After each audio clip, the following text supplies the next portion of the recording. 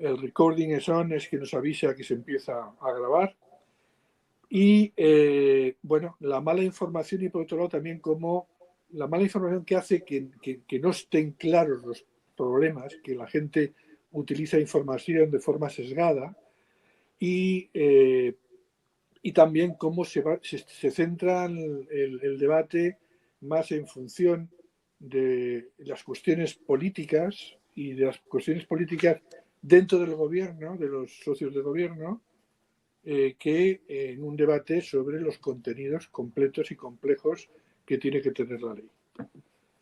Bueno, indudablemente el debate político es importante, pero nos interesa extenderlo a la complejidad de las medidas que se pueden tomar.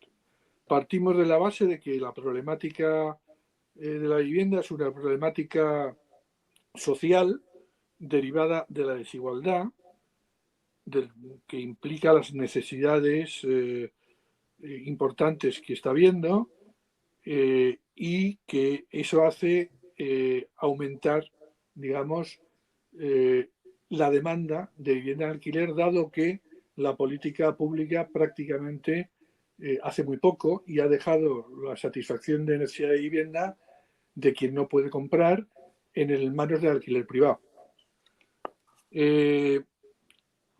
Al mismo tiempo que aumenta esa demanda, esa necesidad, y mucha gente no se convierte en demanda, sino que es una necesidad que se queda excluida, pues la oferta crece, pero aumenta mucho los precios. Tenemos entonces como resultado una problemática, es que hay excluidos, que hay explotados por rentas muy altas, desproporcionadas con sus ingresos y sus posibilidades, y que por otro lado hay en gran parte de los propietarios arrendadores hay una sobreganancia por esas subidas desmesuradas de precio de alquiler. Bien, la cuestión para nosotros, y queremos que que debe basar la ley, es establecer garantías precisamente para que los excluidos y los explotados estén atendidos. Más que meterse en una regulación excesiva del sistema de mercado, porque la ley no tiene que ser una ley de regulación del mercado, sino una ley de garantía del derecho a la vivienda. En función de ello, pues estamos viendo diferencias en el entendimiento, precisamente, de qué es el derecho a la vivienda. Hay presiones importantes por parte del sector, digamos, propietario, desde los grandes fondos como Blackstone hasta Sval, que intenta captar a propietarios de tamaño más pequeño, pero que está basado en los grandes. Y por otro lado hay las iniciativas de los movimientos sociales apoyadas por algunos partidos políticos, por 8 partidos políticos que han hecho una propuesta. Bien, terminando, porque no soy ponente. Las políticas que entendemos que tiene que atajar o abordar estas cuestiones de la vivienda tienen que ir orientadas, digamos, a que se vaya constituyendo un sistema público de vivienda y que resuelva aspectos jurídicos como temas de desahucios, como tema de viviendas vacías, como la calificación de vivienda protegida, que aborden el tema de los parques públicos, sean permanentes o sean temporales, que aborden el tercer sector, que es un tema del que se habla poco, que aborden el control de alquileres, porque aunque no es la solución definitiva, sí es una solución coyuntural necesaria, mientras otras medidas no estén en marcha, y que se plantee seriamente el problema de los recursos presupuestarios necesarios para una política de vivienda y de un plan de choque. Que no se siga utilizando el dinero público en apoyar la financiación de la compra de vivienda o de la construcción de vivienda protegida que acaba descalificada y que no crea un parque público de vivienda en alquiler, como todos sabemos y hemos visto, y que tampoco se base en lo que hace el IRPF, que es a todos los que tenemos viviendas alquiladas, y hablo en plural porque yo tengo, meternos en unas desgravaciones potentes y además hasta ahora independientemente de si es para un alquiler social o no, sino simplemente si usted alquila se lleva un regalito. Entonces, recomponer un poco la visión de los fondos públicos, cómo hay que utilizarlos y bueno, tener en cuenta simplemente, y termino, todo lo que propongamos también, en cierta medida, si institucionalmente estamos preparados para abordarlo o requiere reformas institucionales y si tenemos mecanismos para evaluar los resultados, que hasta ahora la información es muy mala y la evaluación también. Bueno, dicho esto y sin extenderme más, pues le damos la palabra a Pablo Carmona para que nos exponga su visión del tema de la cuestión de la vivienda. Bueno, veo que tengo la cobertura un poco mal, estoy intentando arreglarlo, pero no hay manera, esperemos que aguante. Pues nada, muchas gracias Félix y muchas gracias por la invitación al Club de Debates Urbanos. Yo, como me comentó Félix que iba a hablar el primero, pues lo que he intentado hacer es una intervención que sea un poco más introductoria, panorámica, a la situación o a lo que yo considero que es la situación actual y sus contradicciones. Yo creo que no se puede hablar de vivienda en este momento sin atender un poco a lo que son las características del nuevo ciclo inmobiliario español que surge posterior a la crisis de 2008 y que es ese ciclo que va entre 2013 y 2014 y la actualidad, donde de repente toma un nuevo protagonismo la cuestión del alquiler y por lo tanto también la cuestión del inquilinato y en ese sentido yo creo que entra la gran contradicción que tiene nuestro país, que es que fundamentalmente las viviendas que necesitamos para vivir, aquellas viviendas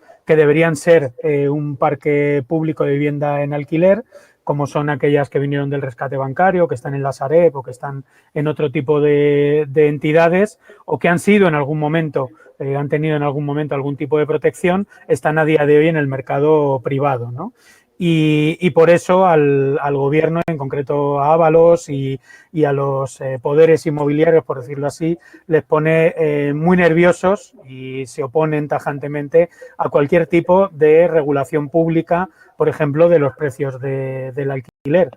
Sabemos que la ley catalana, al menos en mi opinión, es una ley que no es una ley comunista, por decirlo así, es una ley desde mi punto de vista bastante tibia, pero que sí da en el blanco al poner el debate en el centro de que es necesario que los poderes públicos intervengan sobre el mercado del alquiler porque bueno, ahora mismo está vinculado a leyes salvajes, por decirlo así, donde solo los y las más fuertes pueden sobrevivir y el resto de personas se ven sometidas a aumentos de alquiler desproporcionados, a medidas y regulaciones arbitrarias y, por lo tanto, tiene que haber algún tipo de medida pública.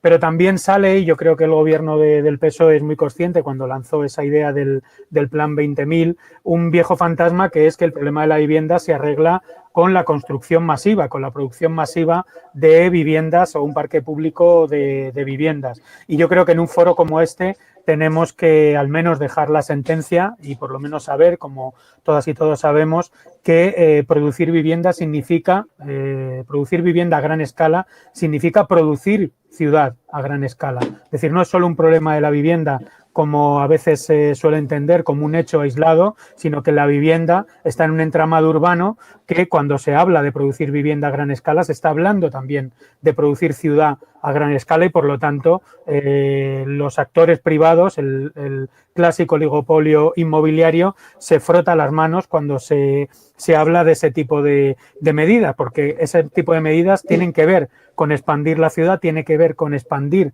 las infraestructuras públicas y tienen que ver también con un modelo de desarrollo bastante concreto.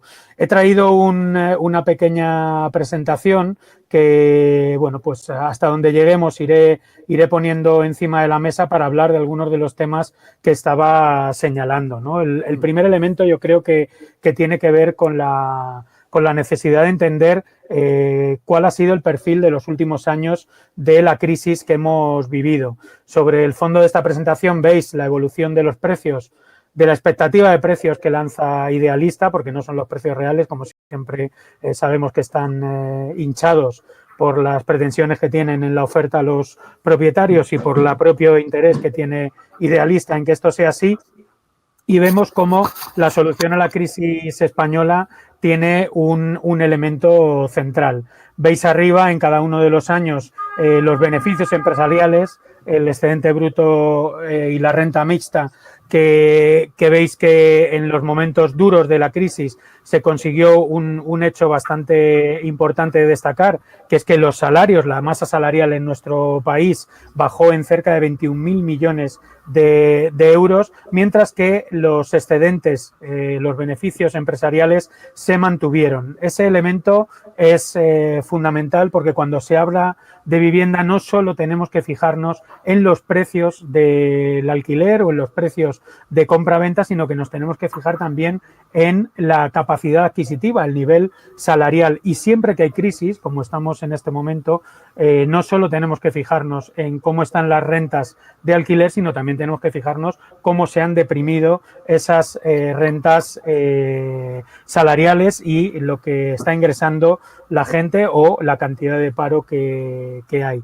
Esto es importante porque en la economía española, como bien sabéis, siempre existe una vinculación entre esa idea del crecimiento y las expectativas de crecimiento económico con los ciclos inmobiliarios. Eso es, yo creo que una de los grandes ejes que podríamos debatir hoy, y es que las economías públicas no están, las cuentas públicas no están absolutamente desligadas de las cuentas privadas en nuestro ciclo económico, que al fin y al cabo es un ciclo inmobiliario. Eso se ve muy bien en los últimos meses con la pandemia. Si nos fijamos en este gráfico, que son los avales públicos que se han dado al sector de la construcción, a las infraestructuras y al sector inmobiliario, veremos que hay más de 15.000 millones de euros avalados en ese sector, con lo cual, de algún modo, este tipo de vinculaciones en la cual la suerte económica y la suerte del beneficio del sector inmobiliario, el sector de la construcción, está ligada a la suerte de la deuda pública española, es una de las bazas que nos hace entender el por qué ese sector inmobiliario tiene tanta fuerza sobre los partidos políticos y sobre los gobiernos. Si lo podemos ver, por ejemplo, con lo que tiene que ver con la Sareb, ¿no? Es decir, que ese aval público que se dio a la Sareb y que se va a convertir ahora en deuda pública, esos 35.000 millones de euros, y ese momento crítico en el que se vive ahora con la llegada de los fondos europeos y con la multiplicación de la deuda pública española, que estamos ahora mismo rozando ya el 120% de esa deuda, que con estos 35.000 millones y con lo que pudiese venir crecerían mucho más. Frente a eso, ¿qué respuesta se ha dado desde el Gobierno? Porque es importante entender ese paso. La respuesta, si vemos los presupuestos públicos vinculados a los fondos europeos, sabéis que se denominan con esos nombres de marketing un poco rimbombantes llamados Next Generation, el presupuesto público vemos una cuestión central. Primero, que lo que tiene que ver con los ingresos públicos venidos de los impuestos, por decirlo así, y de las cotizaciones sociales, tienen un crecimiento raquítico en la propuesta que ha hecho el gobierno progresista. Esto es, están creciendo, por ejemplo, en el capítulo 1 de impuestos indirectos y cotizaciones sociales un 3,4% o en los impuestos indirectos un 9,1%. Lo que quiere decir es que enfrentamos en los próximos años la crisis con una enorme cantidad de ingresos que vienen de los fondos europeos, que tienen vinculaciones y tienen contrapartidas importantes, como hemos visto, por ejemplo, con las pensiones, es decir, ingresos que, por ejemplo, en este año se suman solo en los presupuestos del Estado, porque habría que añadir los que llegan directamente a las comunidades autónomas, que son más de 10.000 millones adicionales, unos 26.634 millones de euros. Esto es, el conjunto del presupuesto y el crecimiento del presupuesto público en los próximos años, en los próximos 3 años, 4 años, está vinculado a esos fondos europeos sin tener la posibilidad de reaccionar con fondos propios venidos de la propia estabilidad presupuestaria y financiera de lo que sería un equilibrio fiscal razonable para cuando estás endeudándote a esos niveles. ¿Esto qué significa? Que de algún modo las políticas públicas, los gobiernos y los márgenes de maniobra de esos gobiernos están atados a esas hipotecas que al fin y al cabo están vinculadas a los dictámenes del Banco Central Europeo y a los dictámenes de los grandes fondos de inversión como son Blackstone o como son otros fondos de inversión que por otro lado son los que están financiando el ciclo de crecimiento inmobiliario en España. De tal manera que esos fondos de inversión, esos grandes actores financieros a nivel global tienen atadas y tienen resortes muy poderosos para atacar las cuentas públicas y doblegar gobiernos, que es lo que hace que este problema de la vivienda no sea solo una cuestión ideológica, sino que es una cuestión puramente y fuertemente material, muy vinculada a la economía política de nuestro país. Eso lo vemos, por ejemplo, y esto a los urbanistas y a las urbanistas seguro que os interesa, con el decreto del gobierno que ha hecho el gobierno progresista de cómo se van a articular esos convenios. O sea, cómo se van a articular el gasto de esos fondos europeos, de esa enorme masa de miles de millones que llegan con los Next Generation. Como seguimos en un régimen de austeridad en las políticas públicas, nuestro Estado no puede crecer, no puede generar mayor cuerpo funcionarial, mayor capacidad de organización de empresas públicas que puedan estar gestionando esto en fondos. El gobierno que ha hecho un Real Decreto, que es un Real Decreto de externalización de la gestión de esos fondos y de agilización de la gestión de esos fondos, que además desvelan mucho de por dónde van a ir esas políticas públicas. Se simplifican los convenios administrativos, se generan proyectos estratégicos que fundamentalmente se vinculan a generar un club VIP de grandes empresas multinacionales españolas que capten esos fondos, agilizan la intervención general, esto es, dan medios excepcionales para que haya menos control público en la urgencia de contratación de este tipo de proyectos con dinero europeo, subvencionan y agilizan la subvención de concurrencia no competitiva, se reducen y agilizan los plazos, y esto es muy importante, se reducen y agilizan los plazos en los criterios de evaluación ambiental y se fomenta la colaboración público-privada.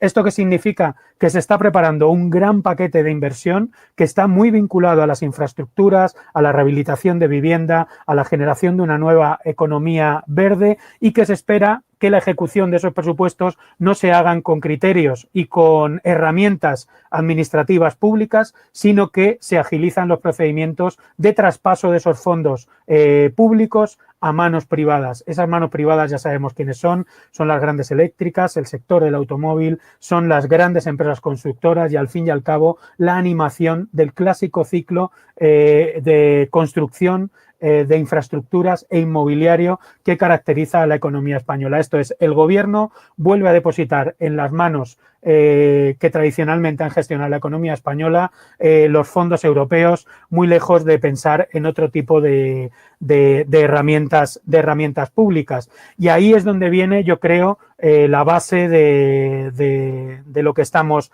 hablando.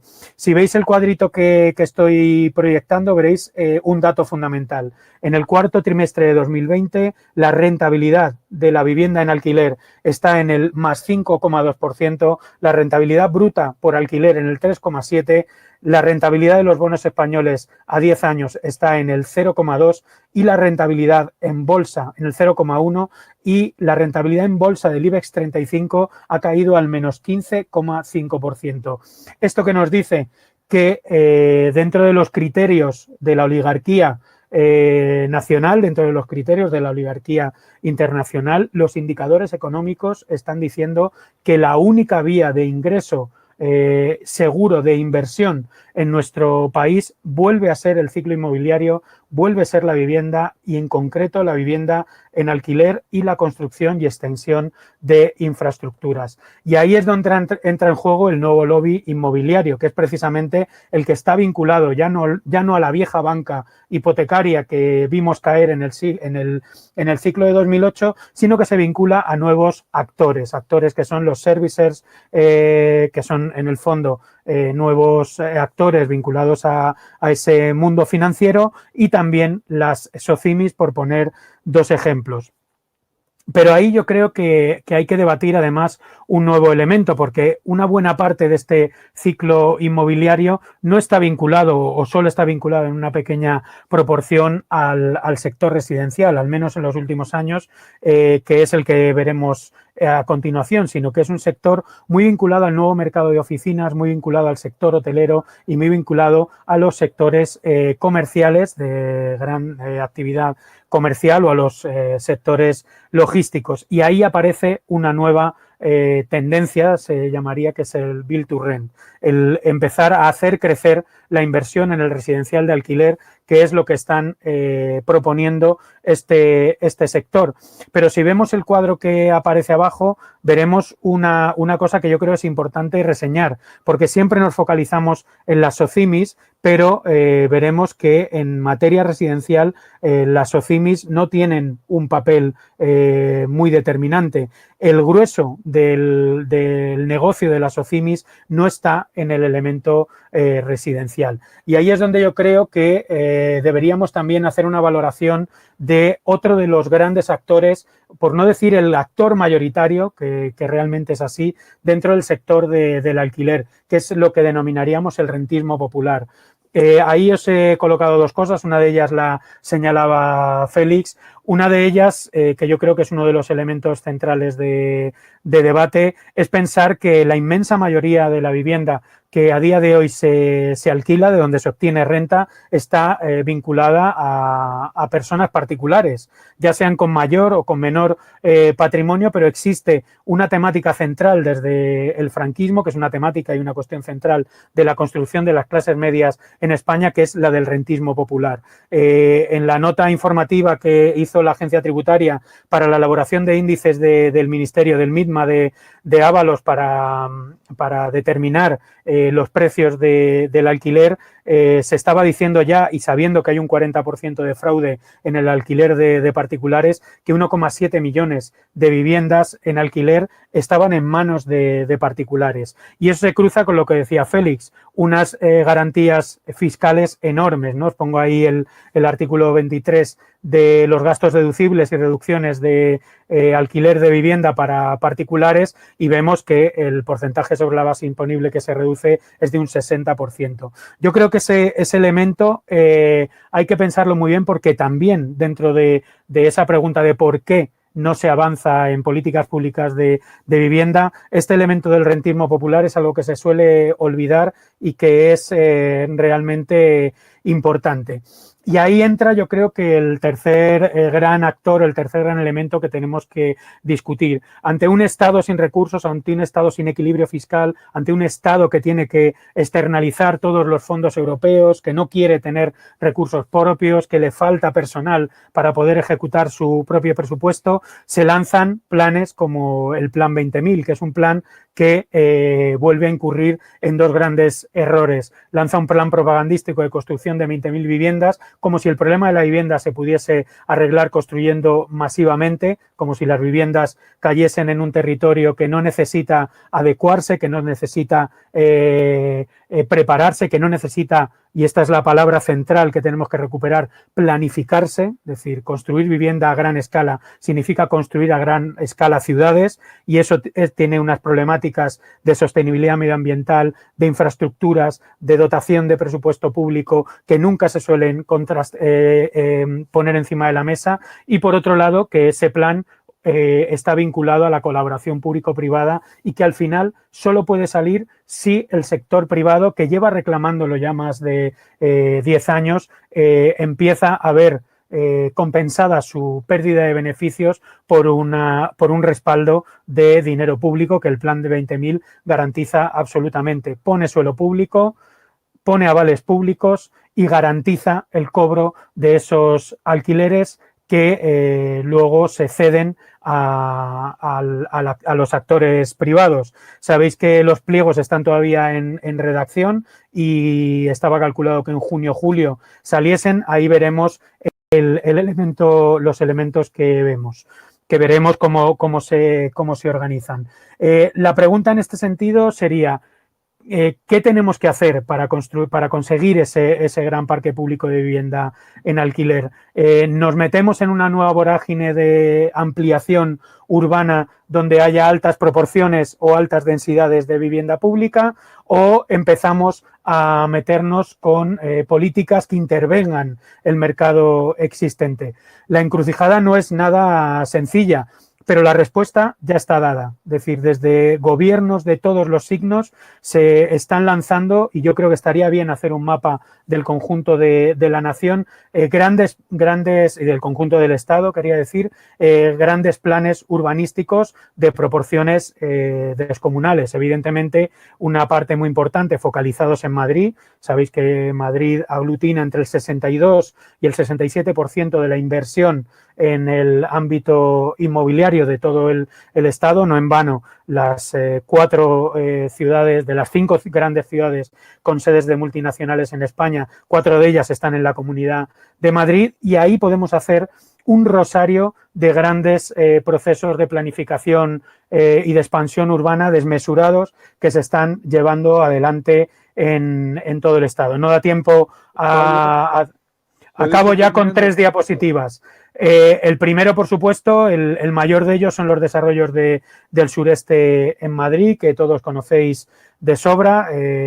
Estamos hablando de más de 150.000 viviendas. El segundo de ellos es la Operación Chamartín, de la que hemos hablado y se ha hablado en el club muy habitualmente. El tercero por tamaño es el proyecto 22 Arroba, aprobado en septiembre pasado en Barcelona, y el cuarto es la Operación Campamento, con más de 10.500 viviendas en Madrid, pero que podríamos coger todos ellos como pauta. La primera pauta se cambia vivienda con cierto grado de protección por la construcción de más metros cuadrados a niveles descomunales de oficinas. Suele haber actores públicos de por medio, como pasa con Adif en la Operación Chamartín, como pasa en Campamento, o como pasa también con los terrenos de Santa Justa en Sevilla, o como pasa también en operaciones de menor calado, como se están dando en Málaga, en Valencia, en el Cabañal, o en las distintas operaciones, grandes operaciones urbanas y urbanísticas que se están dando en Bilbao, que vienen a cerrar el círculo con la intención que hay de que el Next Generation cubra de verde, esa idea de neodesarrollismo verde, que quiere cubrir, por ejemplo, la reflotación de todas las de construcción de las grandes líneas de AVE, como es el corredor del Mediterráneo o la Y vasca, donde tenemos que empezar a ver que nada va separado. Es decir, no se pueden pensar las políticas de vivienda y cómo se van a desarrollar sin ver qué está pasando con las políticas de infraestructuras, con ese neodesarrollismo verde o con la nueva industria verde del sector automovilístico, de las baterías de litio o del ciclo del hidrógeno. Todo ello, junto a la rehabilitación, forma un paquete de neodesarrollismo que lo que anuncia es un nuevo ciclo inmobiliario y un nuevo ciclo de construcción que no augura nada bueno para el derecho a la vivienda. Y nada, perdonar que me he pasado 2 o 3 minutos. Muchas gracias, Félix. Y a los demás. Muy bien. Gracias, Pablo. Carmen, cuando quieras. Hola, muchas gracias y buenas tardes a todos. Ay, me oigo a mí misma. Igual, si todo el mundo puede apagar el micrófono. Vale. Bueno, a mí, más allá de hablar del contenido de la propia ley de vivienda, yo soy Carme Alcarazo del Sindicat de Llogateres, del Sindicato de Inquilinas de Cataluña. Me pareció también interesante hablar de cómo llegamos a ello, ¿no? De dónde vienen las propuestas que tiene el sindicat para la ley de vivienda y, sobre todo, cómo conseguir que realmente esta ley de vivienda garantice el derecho a la vivienda. Entonces, para contextualizar un poco, es evidente que desde el Sindicato de Inquilinas pensamos que la vivienda debería estar fuera del mercado, pero somos conscientes que actualmente la mayoría de la población accede a la vivienda a través del mercado. Y que el mercado del alquiler es ahora mismo un sinónimo de precariedad y de inseguridad y de angustia, ¿no? Un mercado donde cada X años, cada 5, cada 7 años te pueden echar de tu casa, te podrían subir el precio del alquiler y que esto no afecta solo a personas vulnerables o a colectivos muy específicos, sino que esta inseguridad básicamente afecta a todas aquellas personas que vivimos de alquiler, ¿no? Como comentaba Pablo, en este último ciclo de especulación alrededor del alquiler, lo que hemos visto es que esto no solo ha afectado a los centros urbanos, sino también a las periferias y no ha afectado solo a colectivos específicos, como comentaba, como puede ser jóvenes o población migrante, sino que se ha convertido en un problema realmente transversal. En ese sentido, es pertinente enfatizar que el mercado del alquiler no opera de forma natural, sino que es fruto de una correlación de fuerzas que operan entre propietarios e inquilinos y también del marco que lo regula, ¿no? Y partiendo de que esta relación entre propietarios e inquilinos es profundamente desigual, el Sindicato de Inquilinas, el Sindicato de Llogateres, nace con la voluntad de ser un contrapoder dentro de este mercado. Entonces, y por lo tanto, para que vivir de alquiler deje de ser sinónimo de inseguridad. En ese sentido, el sindicato no pretende ser como ni un lobby, ni una asociación de consumidores muy sectorial, sino un movimiento realmente transversal para defender el derecho a la vivienda. Y precisamente usando la figura del sindicalismo para convertir problemas individuales en luchas colectivas. Entonces, en ese sentido, más allá de, en este caso, hacer presión pública ahora para la ley de vivienda, el objetivo no es solo esto, sino construir, ¿no?, una nueva institucionalidad basada en estructuras de autonomía, de solidaridad, de ayuda mutua, capaz de generar una lógica de conflicto y realmente poder plantar cara a la patronal inmobiliaria. Entonces, en ese sentido, como funciona es, por una parte, la estructura de la afiliación es muy importante, ¿no? O sea, siempre pensamos que es importante adquirir esta potencia numérica para frente tanto a poderes públicos como privados y, por lo tanto, ahora en 4 años en Cataluña ya hay más de 2.500 hogares afiliados. Y para vincular a todas aquellas personas que no pueden venir semanalmente a la asamblea porque igualmente quieren formar parte de una organización. Y en ese sentido, más allá de la afiliación, funcionamos como un movimiento asambleario, ¿no? A través de una asesoría colectiva. Aquí es pertinente decir que cuando la gente llegaba al sindicat nos dábamos cuenta que, básicamente la LAU es muy poco garantista, ¿no? Entonces, con la ley realmente no podíamos resolver los casos que llegaban a la asamblea, que hacía falta acción colectiva, ¿no?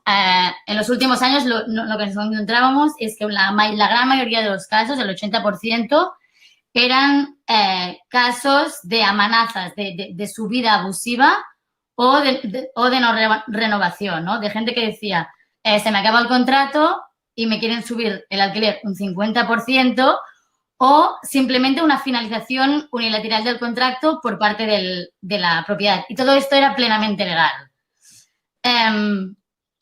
Y aquí realmente la gente se sorprendía de que fuera legal el que se acabara el contrato y te encontraras frente a una subida del 50% o tener que irte.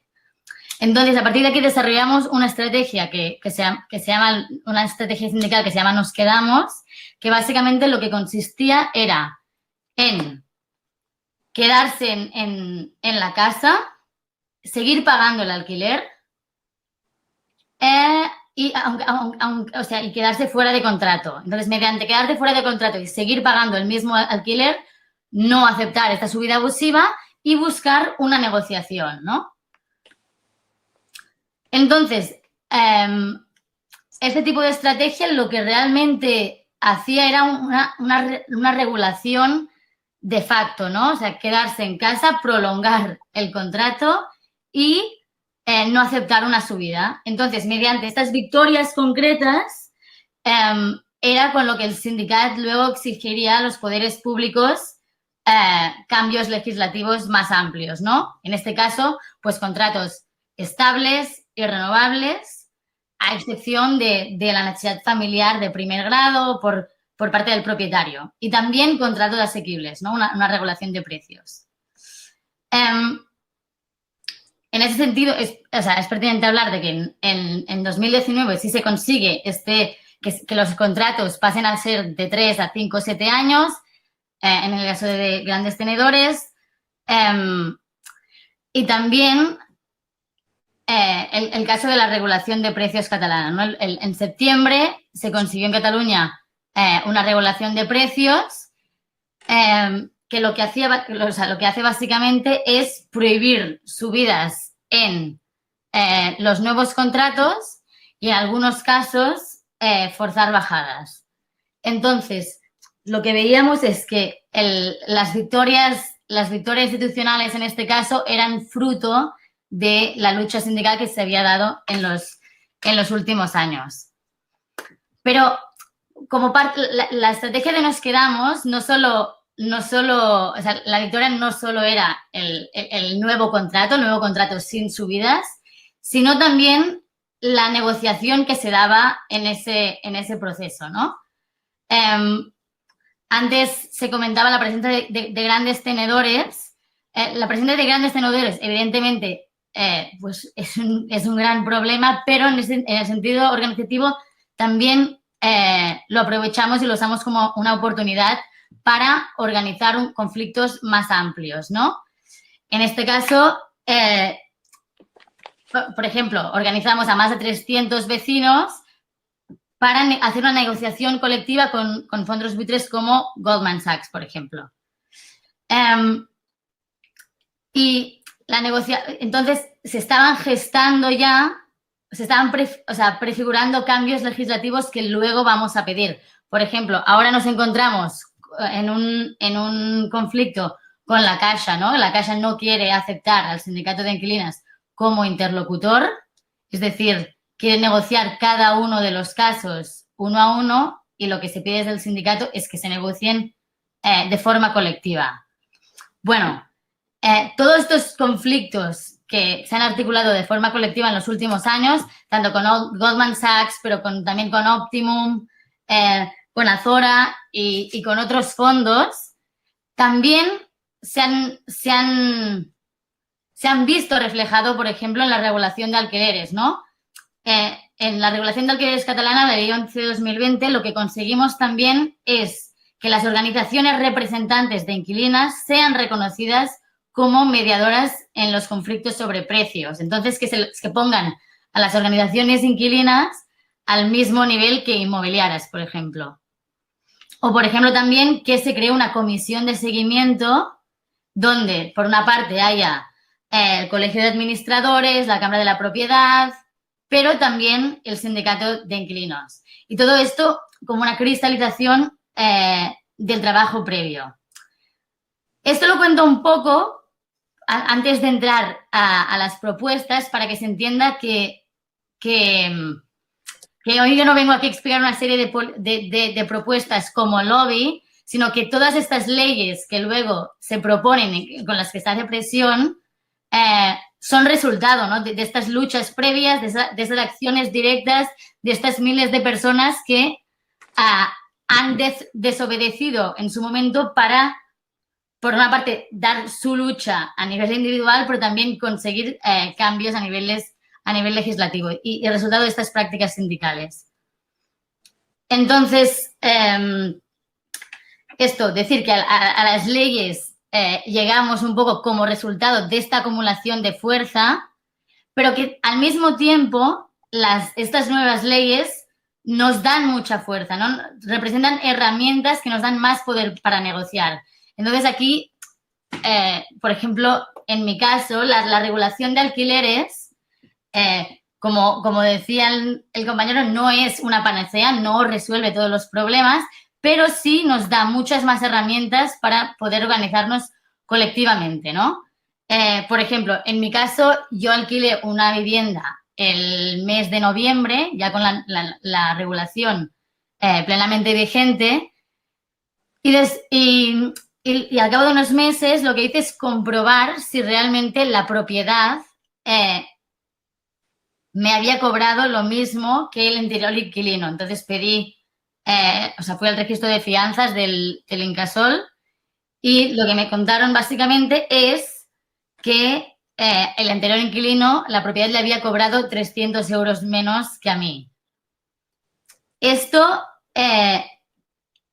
lo que me da a mí es la posibilidad de decir, este es un caso que no solo me está afectando a mí, sino que también el resto de inquilinos de la misma propiedad puede estar en la misma situación y, por tanto, la oportunidad de organizar el conflicto más allá. Dicho esto, no voy a hablar de todas las políticas que nos parecen cruciales desde el Sindicato de Inquilinos, pero sí voy a explicar algunas de ellas. Bueno, la primera, como había mencionado hasta ahora, era la regulación del precio del alquiler, es decir, que el precio del alquiler no pueda seguir subiendo y que se fuercen bajadas también relacionadas con el nivel de rentas de cada población.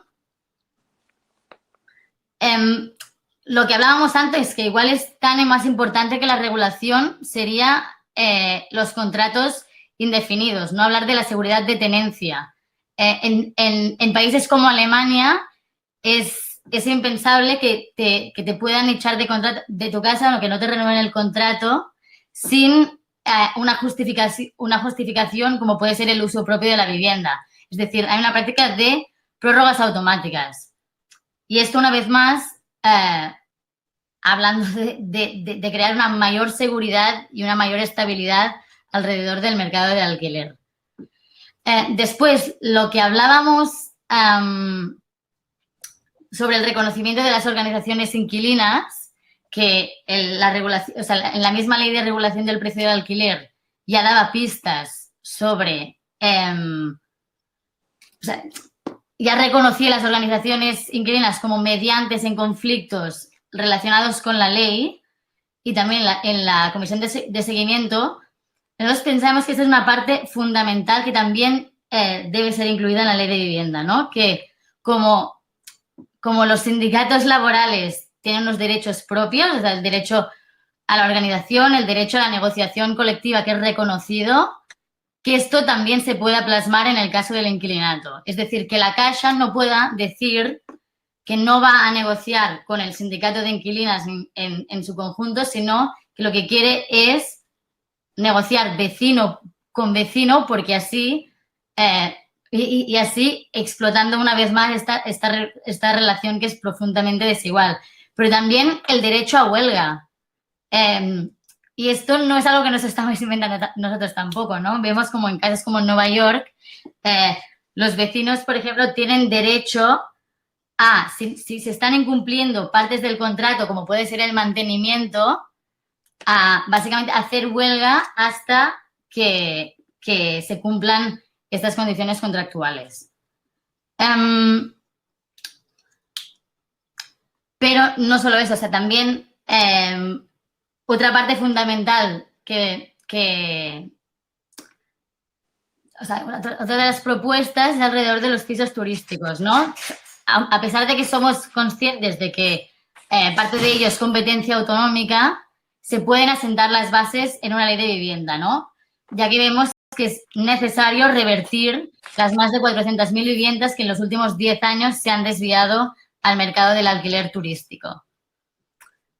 Junto a estas medidas, que lo que pensamos es que realmente atacan mucho a las causas de la situación, ¿no? O sea, tanto pisos turísticos como realmente el reconocimiento de las organizaciones inquilinas como una parte para rebalancear la situación de poder en el mercado. También, evidentemente, hay otras medidas que están defendidas por otros colectivos, como pueden ser la prohibición de desahucios sin alternativa habitacional, que también defendemos, pero creo que no sé cómo voy de tiempo, pero... 5 minutos más.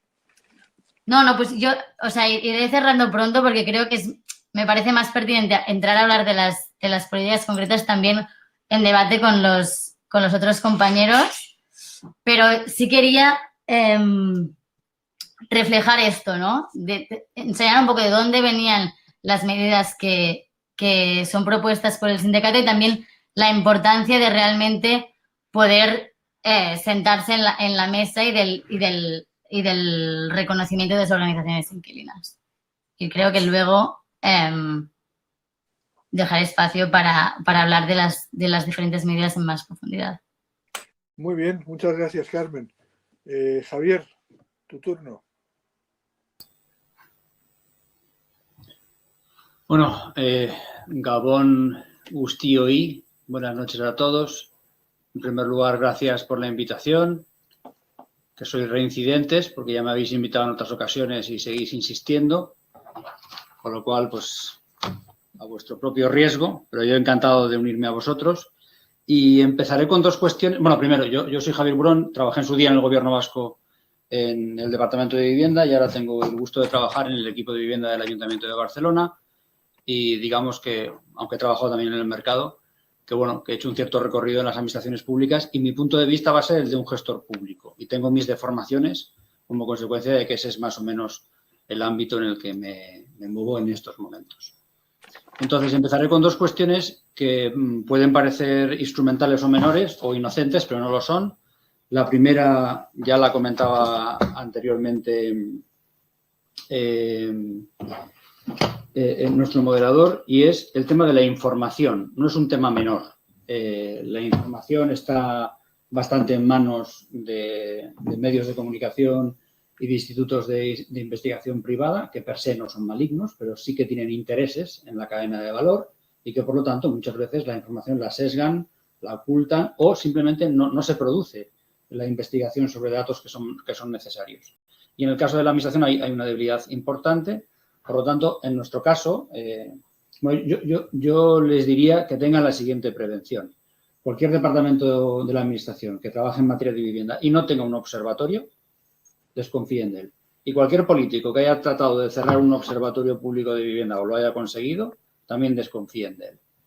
Y en nuestro caso, una de las primeras cosas que se hizo aquí en el 2015 es poner en marcha un observatorio que lo compartimos con la Generalitat, con la Diputación y con el área metropolitana, y que tiene la primera obligación, que es producir información de buena calidad. Porque el dominio de la información es una forma también de configurar o de ayudar a configurar el mercado.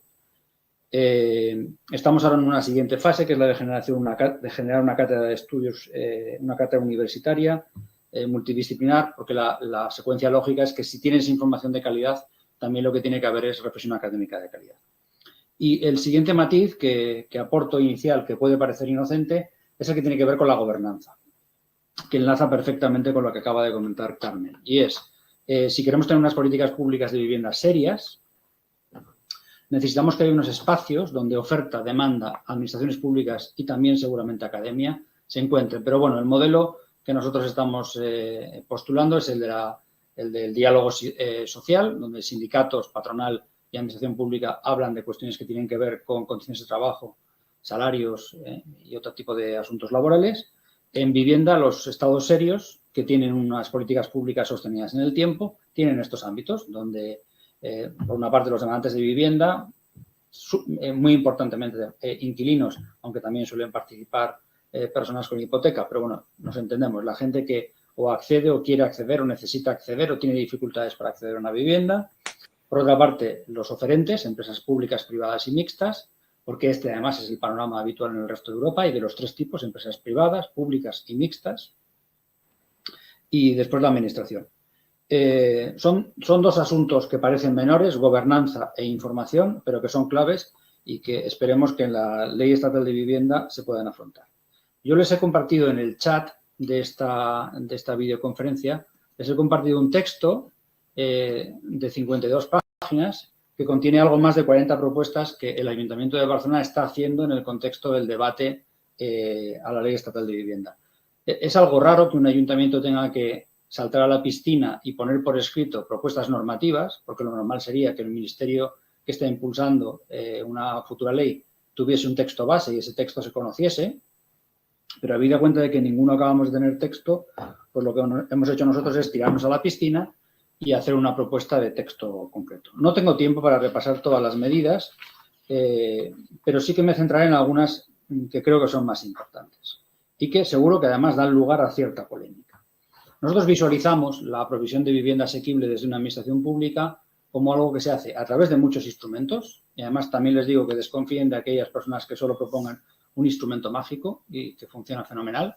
Nosotros creemos que hay que combinar varios, pero en el caso de la provisión de vivienda, de ser capaces de ofrecer vivienda asequible y social a la ciudadanía, partiendo de una posición muy de subdesarrollo, como estamos ahora mismo las administraciones públicas españolas, nosotros creemos en tres cosas. Creemos en construir, creemos en comprar y creemos en captar vivienda vacía y destinarla al alquiler, que esto además te lleva inmediatamente a todas las políticas de rehabilitación, porque como prueban todos los programas públicos exitosos de captación de vivienda vacía para su destino alquiler social o asequible, en más de la mitad de los casos, a veces tres cuartas partes de los casos, el problema fundamental para poner esas viviendas en el mercado es la rehabilitación.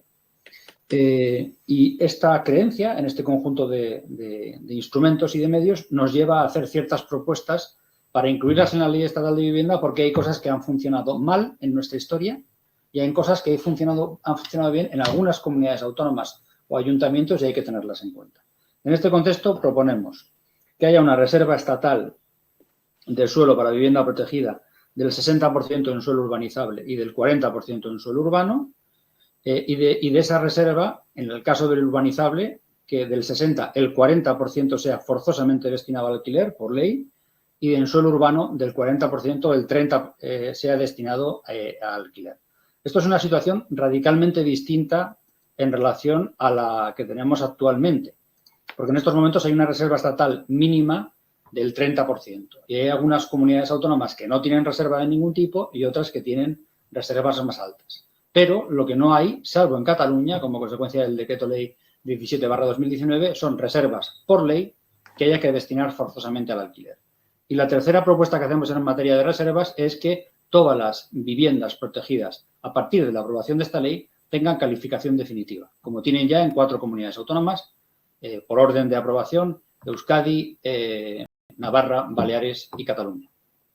Estas 3 medidas son importantes porque podemos discutir sobre si hay que construir más o menos en unos sitios o en otros, pero lo que creo que no discutiremos es que cuando se construya, deseamos que una parte de lo que se construya sean viviendas protegidas y que una parte de estas, muy importantes, sean viviendas protegidas de alquiler y que en ningún caso no perdamos con el tiempo viviendas protegidas.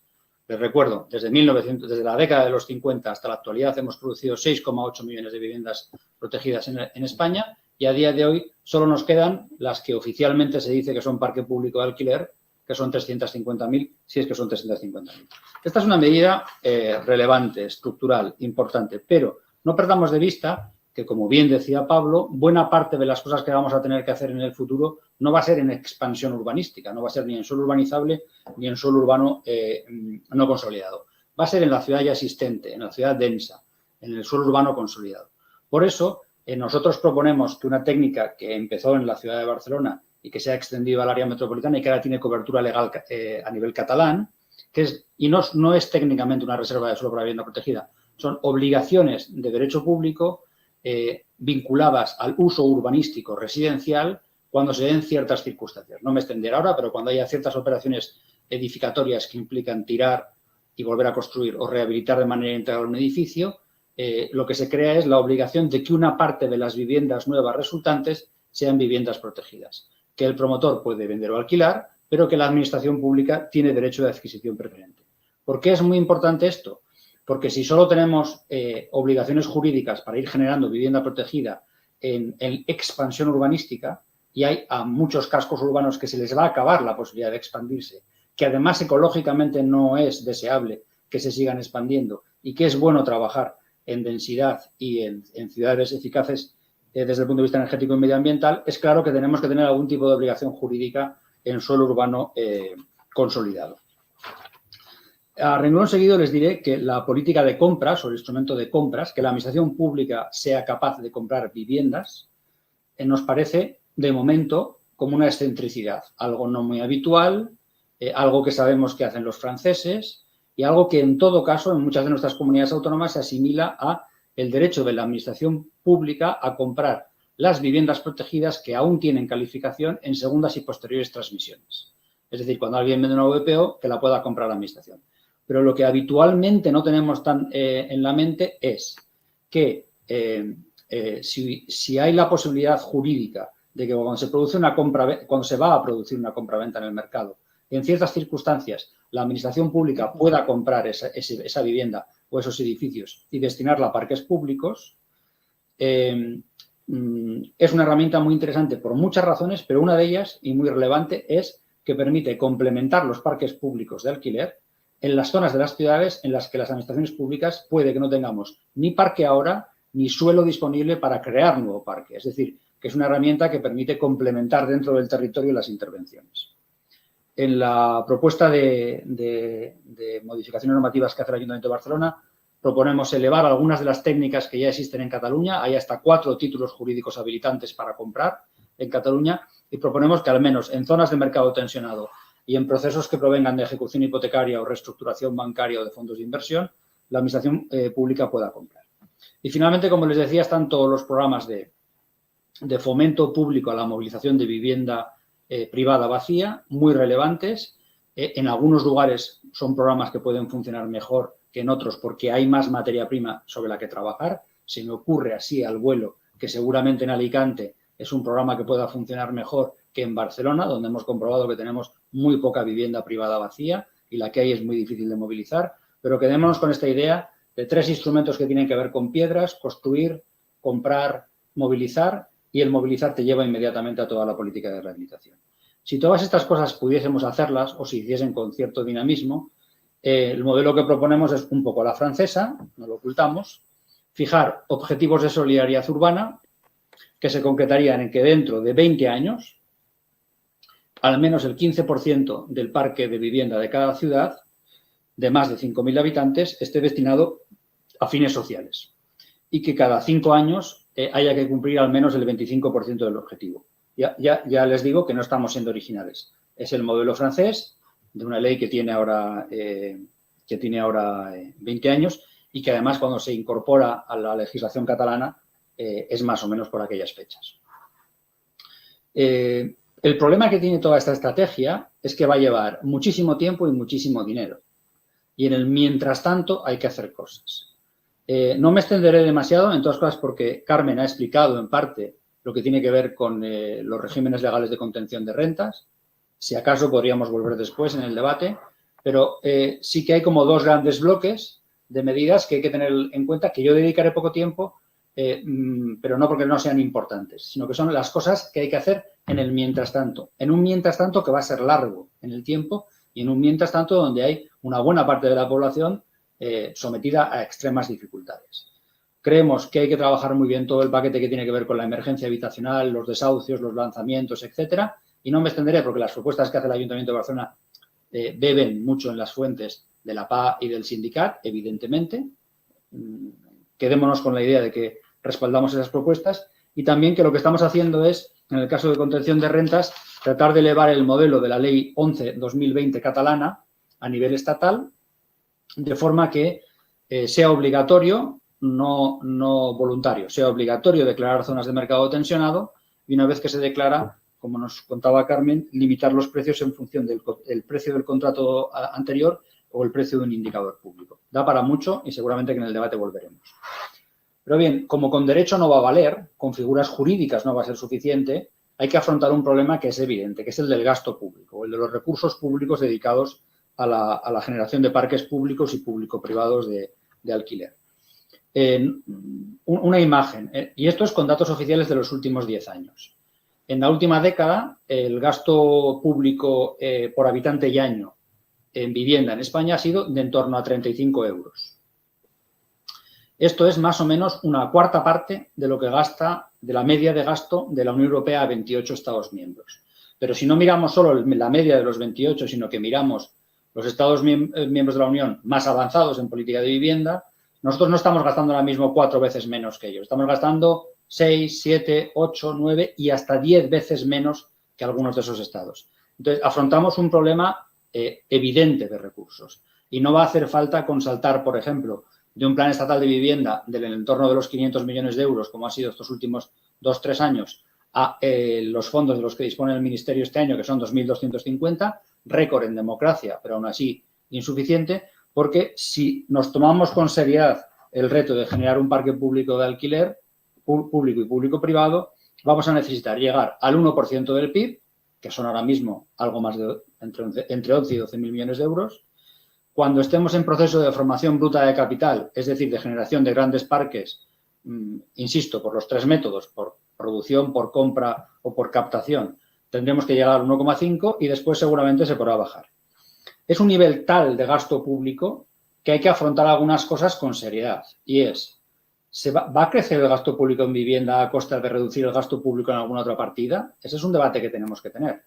¿O va a aumentar la presión fiscal? ¿Y va a aumentar la presión fiscal de manera generalista o a través de figuras específicas para la financiación de políticas públicas de vivienda como tienen varios estados de la Unión Europea? Este es un tema que hay que debatir.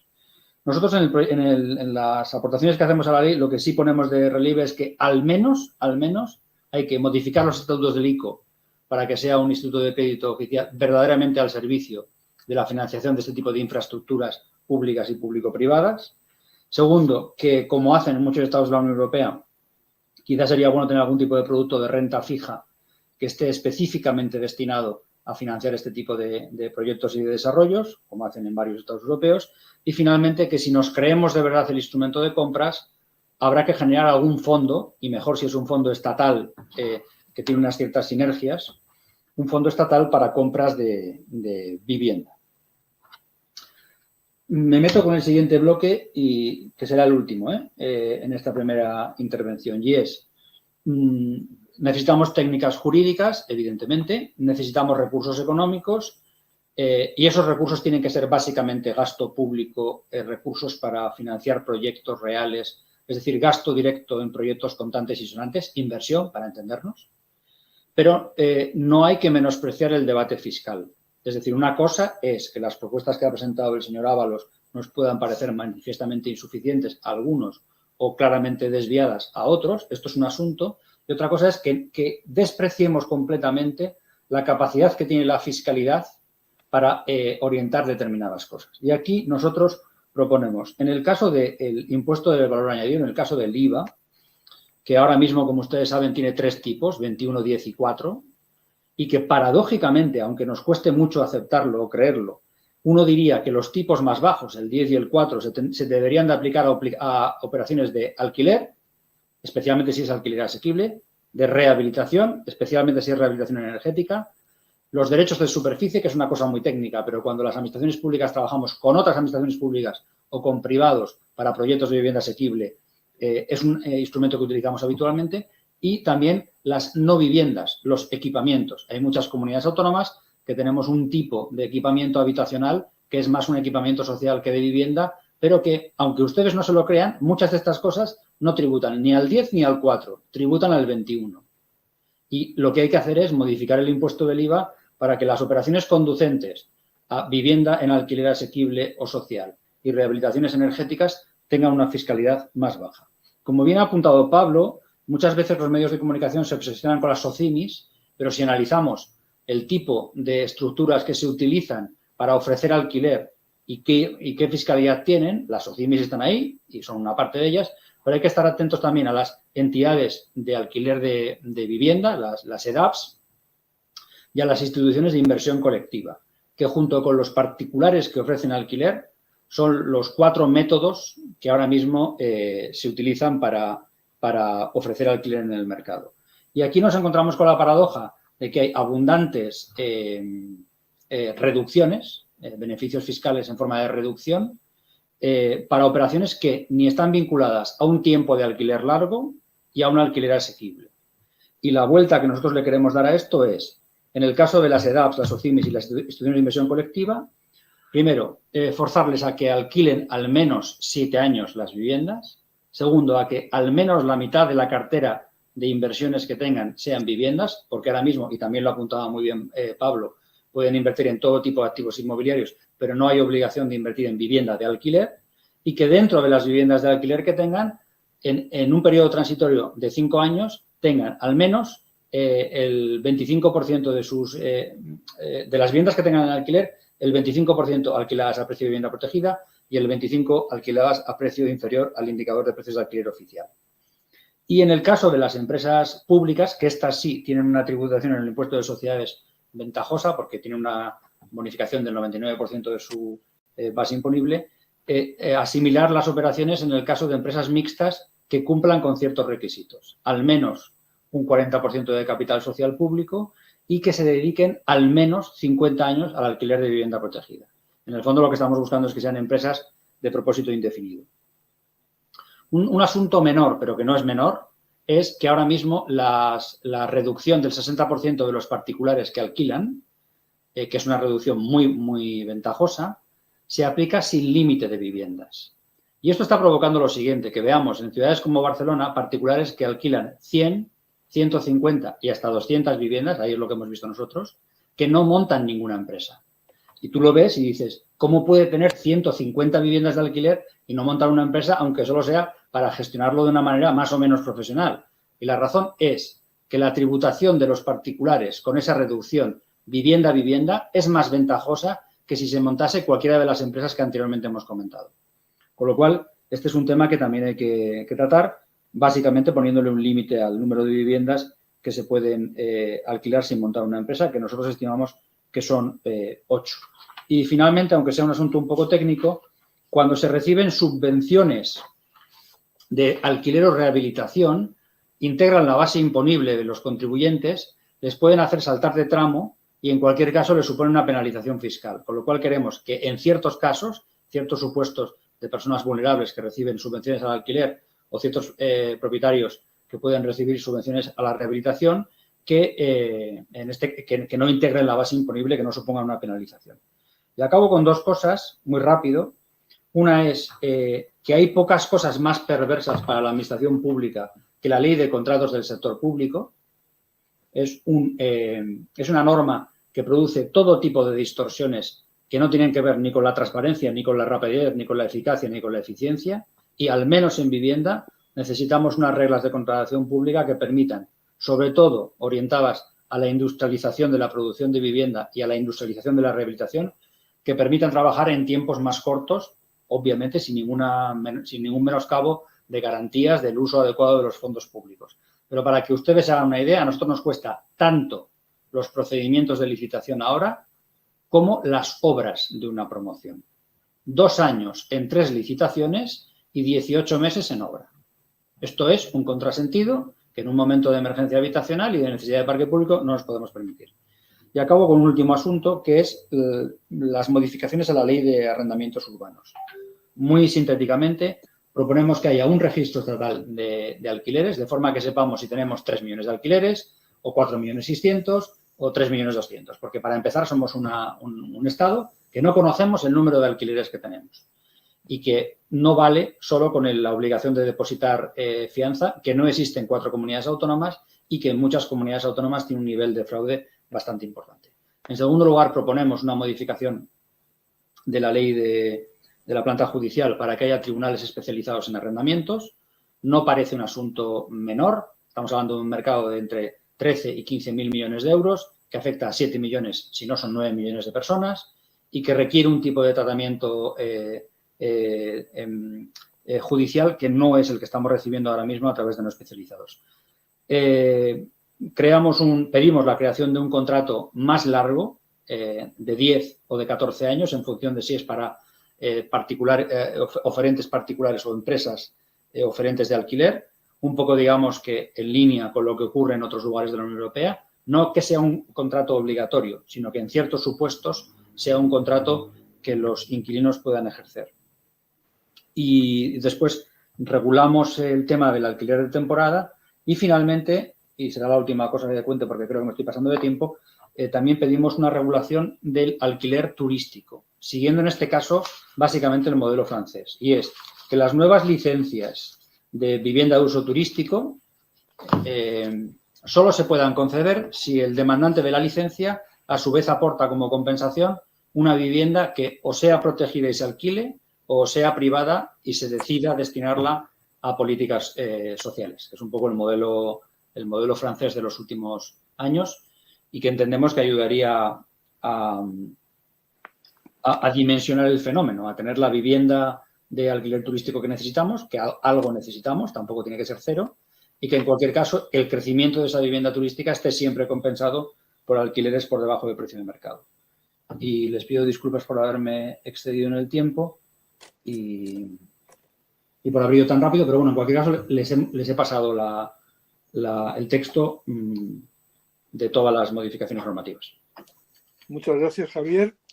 Bien, abrimos un segundo turno entre los ponentes de unos 3 minutos si queréis hacer alguna puntualización de lo que habéis dicho o en función de lo que han dicho los otros ponentes. Pablo. Yo poco más y pasamos al debate fenomenal. Yo creo que estaría bien de las cosas que se han dicho, bueno, pues que en la parte que ha señalado primero Javier, que tiene que ver con la información de la que disponemos, pues yo creo que es uno de los elementos centrales por los que la vivienda se maneja con ese nivel de ocultismo. Es decir, es prácticamente imposible el acceder a los datos básicos y por ejemplo, pues el que no tenemos un mapa de la propiedad. Quién es realmente quien está detrás de cada una de las propiedades para hacernos cargo también desde el punto de vista sindical de con quién negociar, ¿no? Hay que ir prácticamente uno por uno, hay que ir buscando a los propietarios, no se sabe cuáles son sus operaciones, está todo siempre muy, muy oculto. Pero bueno, que pasemos al debate por mi parte. Muy bien. Carmen, ¿quieres comentar algo? Vale, igual también es que he pasado muy rápido por encima de la parte de la ley de contención de arrendas, de la ley de regulación de alquileres, porque básicamente me paso el día hablando de esto, entonces a veces se me olvida de que igual no todo el mundo está tan familiarizado. Entonces, igual contaros un poco, ya que están en el centro del debate en los últimos días y esperemos que sea así, un poco cómo funciona la ley catalana porque la idea es que la ley a nivel estatal blinde la catalana también y que sea una ley relativamente parecida. Entonces, igual es útil contar un poco cómo funciona. Como decía Javier, la ley funciona en las denominadas áreas de mercado tensionadas, ¿no? Entonces, desde su aprobación, empezó a ser vigente de forma automática en 61 municipios en Cataluña. Espera un segundo.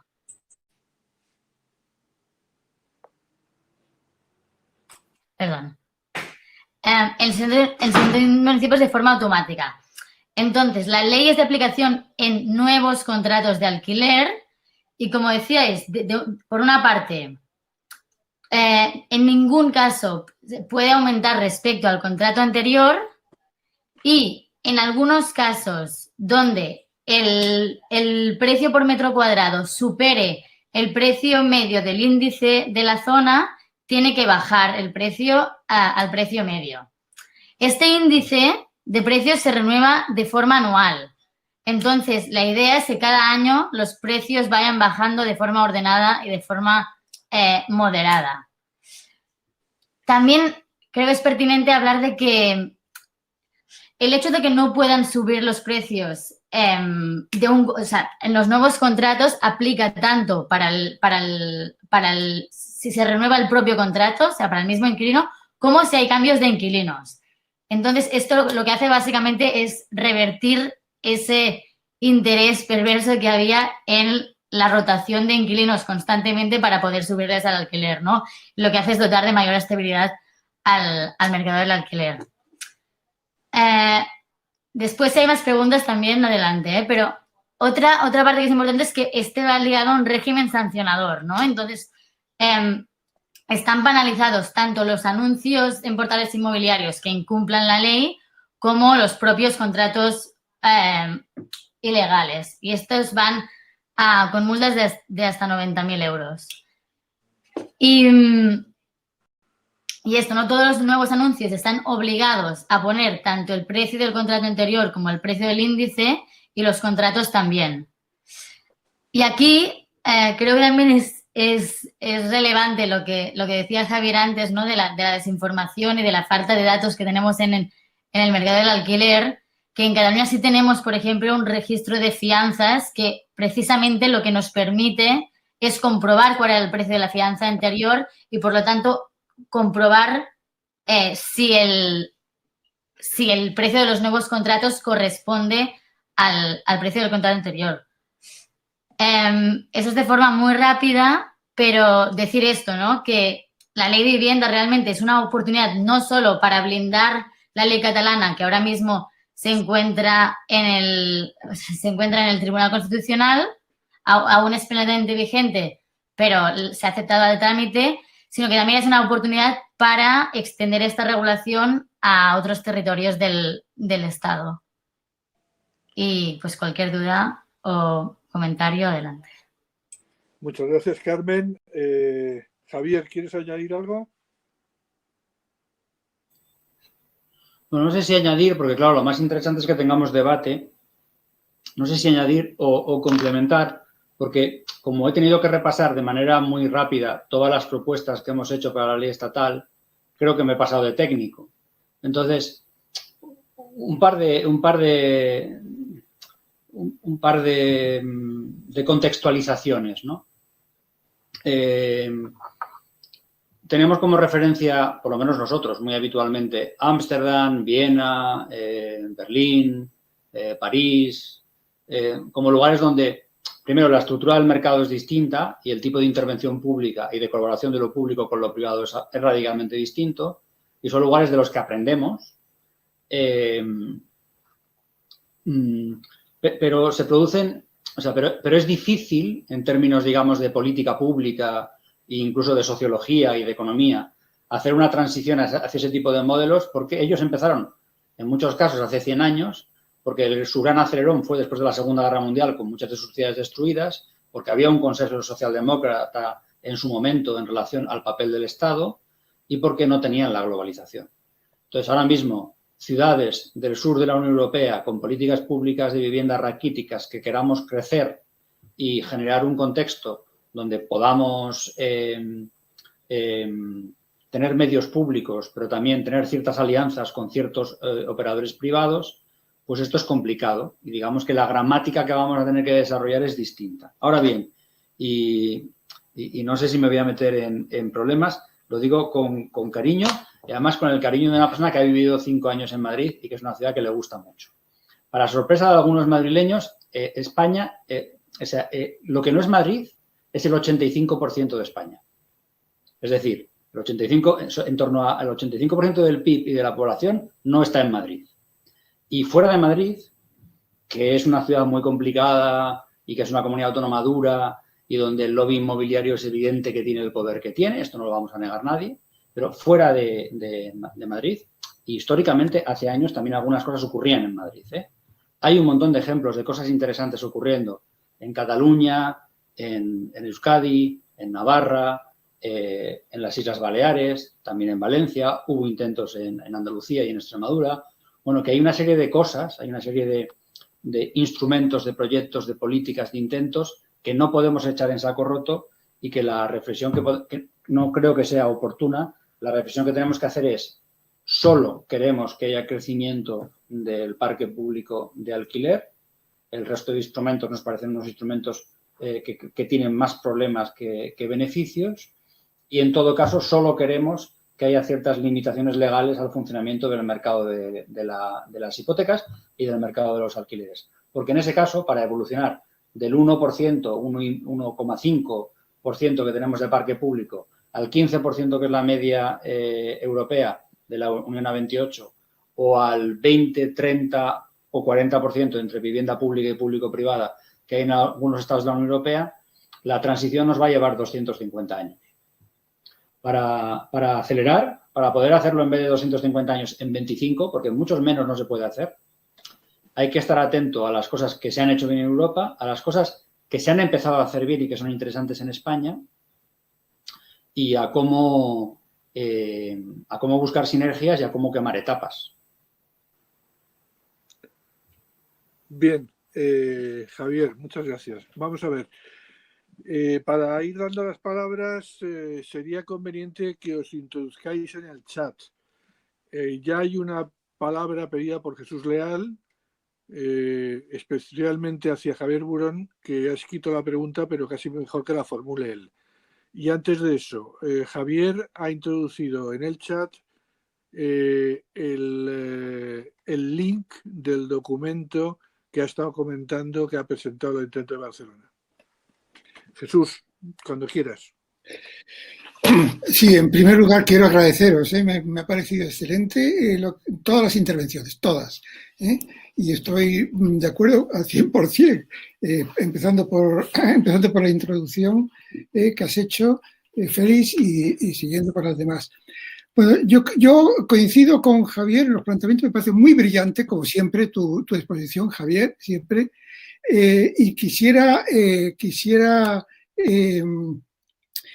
preguntarte dos cosas que me parecen muy importantes. La primera es, efectivamente, yo el cálculo que he hecho es que para adecuarnos a la media europea, y en la media europea hay muchos países en Europa que no tienen ninguna vivienda social prácticamente. Los países del este, por ejemplo, tienen una gran carencia en ese sentido, y otros, por ejemplo, como Grecia, que no tiene ninguna tampoco. Para adecuarnos al 9%, que sería esa media, yo calculo que necesitaríamos 1,5 millones de viviendas de carácter social. Yo no digo pública, pero de carácter social. Y no digo pública porque yo le daría un papel muy importante a las empresas de la economía mixta. Entonces mi planteamiento es cómo conseguir eso en una situación en la cual hay una carencia de inversión en sanidad y en educación como la que existe. ¿Cómo ves tú alguna manera? Es decir, que no sea tampoco elevar notablemente los impuestos, que sería un tema muy, muy duro. Y la segunda es, yo creo, ese desarrollo, tú has mencionado, me parece magnífico, el tema de empresas de economía mixta, como empresas, digamos, que pueden gestionar una parte de esas viviendas sociales, en la cual hay una parte importante, digamos, de intervención pública, muchas de ellas empresas sin ánimo de lucro. No habría que empezar ya, digo, a poner en marcha, es decir, desde los ayuntamientos, de las comunidades, ese tipo de empresas, aunque sea de forma embrionaria, para que recojan una parte de las viviendas sociales que había que crear? Muchas gracias por la pregunta, Jesús. Un gusto verte, aunque sea en la distancia. Yo también. Y te diré como anécdota que esta mañana estaba hablando con Carma Trilla, sí. Con lo cual ahora hablo contigo y ya completo el círculo. Una buena amiga, Proventrilla, sí. Hablo con los maestros y aprendemos de los maestros. A ver, yo no tengo respuestas. Lo que sí puedo decirles es qué estamos haciendo nosotros. Nosotros estamos construyendo, comprando y captando vivienda con medios públicos municipales, todo lo que podemos, a saco paco.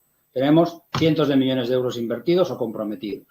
Pero a la vez, nosotros la pregunta que nos hicimos cuando hicimos el Plan Estratégico de Vivienda a 10 años, 2016-2025, y 10 años es un pestañeo para esto, el planteamiento que nos hicimos, y nos lo hicimos con nuestros jefes, si tuviésemos 10 veces más dinero, haríamos 10 veces de lo mismo.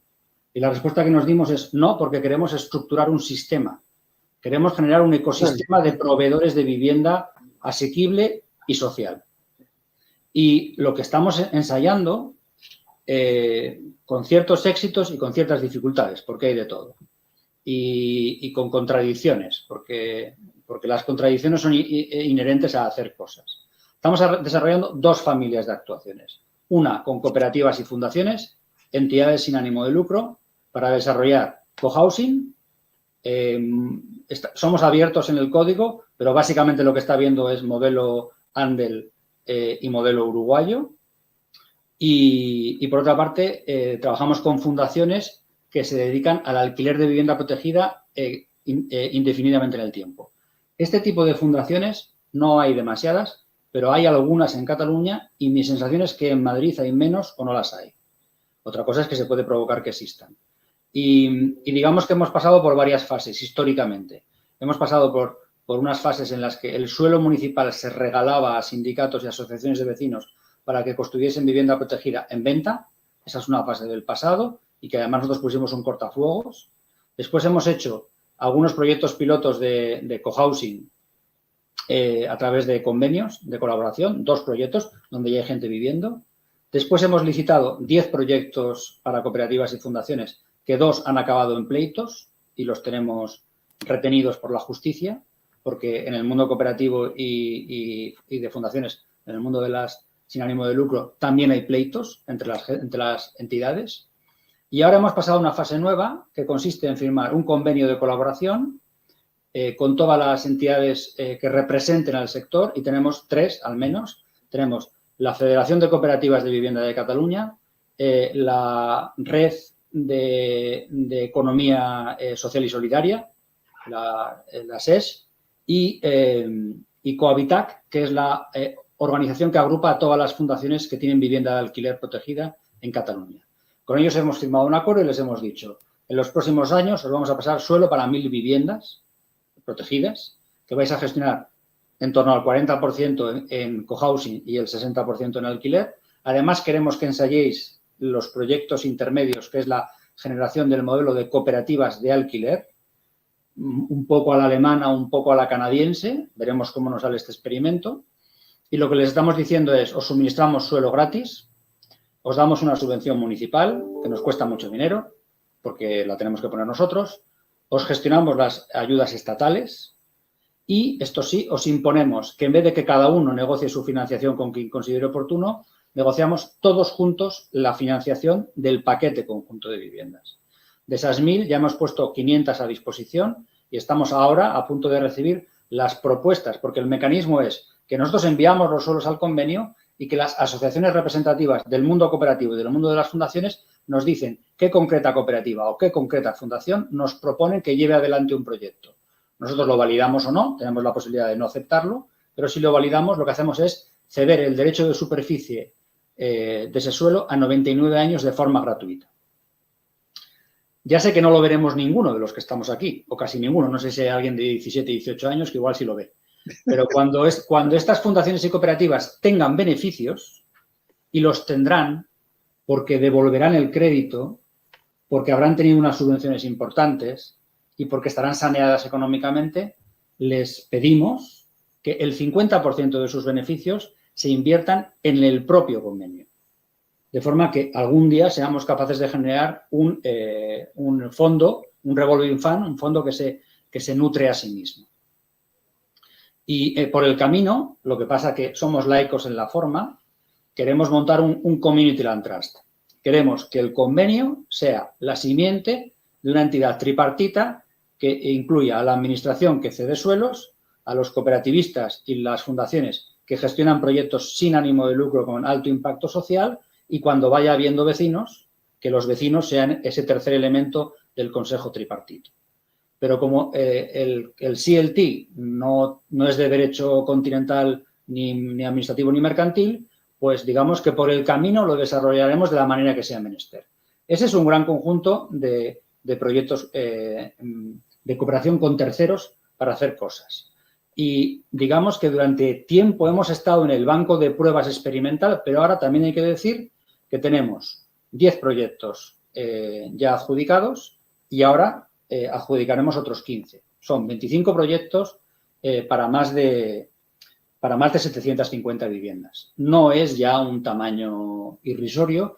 Todos los números, por cierto, en el caso entre Madrid y Barcelona, los tenéis que multiplicar siempre por 2. Si fuésemos Madrid, tendría que ser el doble. O lo que es de la mitad de Barcelona es el doble allí. O sea, estamos hablando de un proyecto de esas dimensiones. Da para una novela, pero en principio digamos que es un proceso de encuentro entre el mundo público, los activistas, los cooperativistas, las entidades sin ánimo de lucro, la energía social que hay ahí fuera y ese diálogo entre empleados públicos y usuarios de vivienda, no de mercado, pero tampoco de propiedad pública. Ese es un tipo de procedimiento. Y el otro en el que estamos, que mucha gente en la prensa, sobre todo en la prensa económica, directamente confunde con los 9 lotes de licitación que están pendientes de hacerse en Madrid de suelo dotacional en concesión administrativa. Y digo que los confunde porque nosotros sí estamos buscando también que haya operadores grandes trabajando con nosotros, pero como verán ahora las reglas de juego son completamente distintas. En primer lugar, nosotros hemos montado una compañía que es metropolitana, propiedad 50% del área metropolitana y 50% del Ayuntamiento de Barcelona. Trabajo que ustedes ya tienen solucionados porque el término municipal de Madrid es el área metropolitana de Madrid en una sola administración. Esa compañía, que es 100% de capital público, busca un socio privado que adquiera el 50% del capital social. Y este 50-50 nos ha llevado muchísimo tiempo conseguirlo porque la reacción de muchos funcionarios es ¿y no será mejor que sea 51-49? Con todo tipo de posiciones dentro de la función pública. Hay algunos que preferían 51% de mayoría privada o 49% de capital privado. Pero el 50-50 a muchos empleados públicos les incomoda porque es una posición de equilibrio entre lo público y lo privado en el capital social. Y a muchos inversores privados ese 50-50 también les incomoda porque lo que te venían a decir es que usted lo que quiere es que yo me case con usted. Y es pues sí, es que esto es un matrimonio. Igual no es para toda la vida, pero es un matrimonio porque usted va a poner la mitad del capital social y yo voy a poner la otra mitad del capital social. Usted va a ser la mitad del empresario y nosotros vamos a ser la mitad del empresario. Es decir, muy en línea con todas estas elaboraciones teóricas de generación de Estado emprendedor, de Estado que se involucra en la economía y que interviene en la economía, lo que pasa que en la economía que nos toca intervenir. El mecanismo de cesión de los suelos es el mismo, suelo cedido en derecho de superficie, en este caso a 75 años. Una vez, estamos ahora a punto de elegir. El día 23 de abril tendremos las últimas propuestas de los 3 grupos empresariales que están licitando. El día que tengamos la oferta presentada en firme sabremos cuánto capital social quiere poner la empresa privada. Nosotros pondremos la misma cantidad de capital social, recuerdo, 50-50, el equilibrio societario, y iremos al BEI a pedir dinero. Seguramente pediremos el 60% del total de lo que hagamos, con lo cual el capital será el 30 y tantos, 40% del conjunto de la inversión. El objetivo es producir 4.500 viviendas protegidas en el área metropolitana de Barcelona, destinadas todas ellas al alquiler, la mitad en la ciudad de Barcelona, la mitad en el resto del área, y la compañía tiene una voluntad permanente en el tiempo. El capital privado puede vender sus acciones y salir, pero no puede vender ni las viviendas ni el suelo, porque el suelo es público y está cedido en derecho de superficie y porque la sociedad tiene unos estatutos constituidos de tal forma que los públicos podemos comprar la parte privada, pero los privados no pueden comprar la parte pública. Y lo que estamos buscando es un mercado en el que haya dinero público, metropolitano y municipal permanentemente allí y después dinero privado que puede rotar, porque primero puede entrar un fondo más interesado en la promoción, después puede entrar una mutua de seguros más interesada en la gestión a medio y largo plazo de las viviendas y siempre tendrán que trabajar con un equipo de gestión inmobiliaria local. que será el que lleve el día a día de las operaciones de la compañía. Como verán, este modelo es radicalmente distinto al de Madrid por muchas razones. Primero, porque nosotros vamos a estar en el 50% del capital social, porque vamos a controlar los suelos, porque vamos a controlar los proyectos, porque si la compañía gana, nosotros ganamos la mitad. Y si la compañía pierde, nosotros perdemos la mitad. Y además, en el caso de Cataluña, como a través de la ley, el decreto ley 17/2019, se ha modificado la legislación y las viviendas protegidas ahora están calificadas de por vida, no solo el suelo es nuestro derecho de superficie, sino que las viviendas no se podrán vender nunca porque no se podrán vender como viviendas libres porque son siempre viviendas protegidas. ¿Qué pasaría en el año 75 si se acaba el derecho de superficie? Pues que si la compañía está funcionando adecuadamente y el socio privado está contento y los públicos también, pues que reconstituiremos el derecho de superficie otros 75 años más que no los veremos. Estamos en esas dos grandes formas de operar y de momento la sensación es que salen las dos y que hay agua en la piscina. ¿Esto nos permitirá converger con ese 9 o 15% de media europea de manera rápida? No, de manera rápida no. Pero sin diversificar el conjunto de operadores y que haya operadores 100% públicos y más sociales y otros operadores público-privados no tan sociales y más dedicados a la vivienda asequible, el sistema no va a poder evolucionar. Porque iremos creciendo poco a poco en lo público y en lo social y ese ritmo de crecimiento no será el mismo. Muchas gracias, Javier. Gracias. Vamos a ver, hay dos palabras pedidas por el sistema de levantar la manita. Yo agradecería que si hay más los vayáis metiendo en el chat porque si no me voy a liar. Las dos palabras pedidas son Eduardo, primero, y luego alguien que es GM, que no sé quién es. Eduardo. A ver. Hola, ¿qué tal? Bueno, muy interesante el debate organizado, las exposiciones de todos los ponentes, la pregunta de Jesús Leal también muy interesante, muchas gracias a todos. Y nada, simplemente quería hacer una pregunta a Pablo Carmona, porque me parece que parte de su análisis yo creo que lo podemos compartir todos, ¿no? De cómo hay una parte del capital inmobiliario que, digamos, antepone el ánimo de lucro a la garantía del derecho a la vivienda. Pero me gustaría que expusiese, si es que lo has reflexionado, quizás no, ¿cuál es la alternativa, ¿no? O sea, ¿cuál es desde tu punto de vista, de tus lentes, cómo construir, digamos, o cómo disponer para un conjunto de la población que puede llegar a los, vamos a poner la cifra que ha dado Jesús Leal, a las 9 millones o sea, el 1,5 millón de viviendas, el 9% del stock? ¿Cómo conseguir que en efecto haya suficiente vivienda asequible para el conjunto de personas que lo necesitan en este país, ¿no? Entonces me gustaría saber por dónde tú lo ves, ¿no? Es decir, converges con la idea de Javier de que haya diferentes fórmulas que nos lleven, por una parte, público-público, por otra parte, con cooperativas y con entidades sin ánimo de lucro, y por otra parte, en un formato, digamos, de colaboración público-privada, en donde no se cede, ni se vende, ni se deja en manos de lo privado y se hace negociete, como se hace en Madrid habitualmente, sino que se hace de otra manera, en donde el público nunca desaparece. O si no, ¿cómo lo ves tú? Porque por lo que te he entendido, o te entendí al principio de la exposición, entendí que quizás no proponías construir, sino que simplemente con regular los precios valía, no lo sé. Por eso me gustaría que clarificases y así también podemos animar el debate. Gracias. Pablo.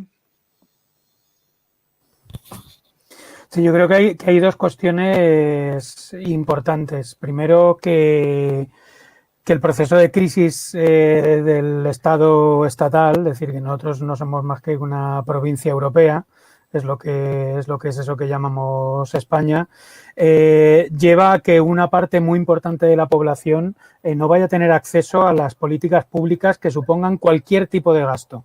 Es decir, si miramos los datos del Consejo General del Poder Judicial, vemos que a día de hoy prácticamente se han abierto más de 90.000 procedimientos arrendaticios de expulsión de la gente de sus casas. Y muchas de esas personas no van a poder tener acceso a poder pagar ningún tipo de renta. Y eso yo creo que tendencialmente va a ir creciendo. Yo creo que es algo que hay que tener bastante en cuenta. De hecho, ahí vemos que precisamente en Madrid y en Barcelona, ¿no?, que es decir, los dos grandes lugares donde se están produciendo esos movimientos de lucha contra los desahucios, que cada vez van a más. Es decir, que siempre las políticas públicas de vivienda van a la zaga, y también en gran medida porque el grado de excepcionalidad de la falta de ingresos va siempre muy por delante de las propuestas que hay en materia de vivienda.